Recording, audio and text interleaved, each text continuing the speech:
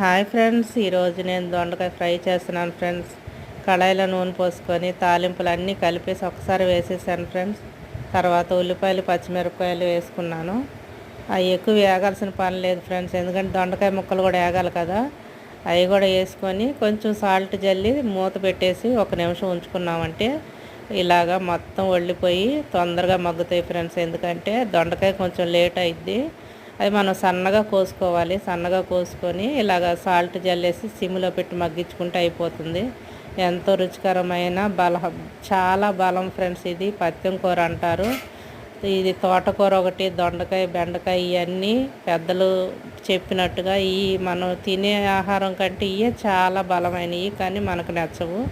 అయినా కానీ అప్పుడప్పుడు తింటూ ఉండాలి ఫ్రెండ్స్. పిల్లలకు కూడా తినిపించాలి. వాళ్ళు ఎలా తింటారో అలా చేసి పెట్టండి ఫ్రెండ్స్. ఎందుకంటే మనకు తినటం ముఖ్యం కదా. వాళ్ళు ఎలాగైనా సరే తినాలి అంతే అని మనం వాళ్ళకి నచ్చే విధంగా చేసి పెట్టండి. కొంతమంది కూర తింటారు, కొంతమంది ఫ్రై తింటారు.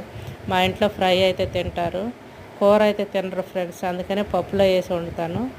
కొన్ని అయితే పండిపోయినాయి ఫ్రెండ్స్. కేజీ తెచ్చాను, సగం పండిపోయినాయి. అవి పచ్చడి చేస్తాను ఏదో ఒక రోజు.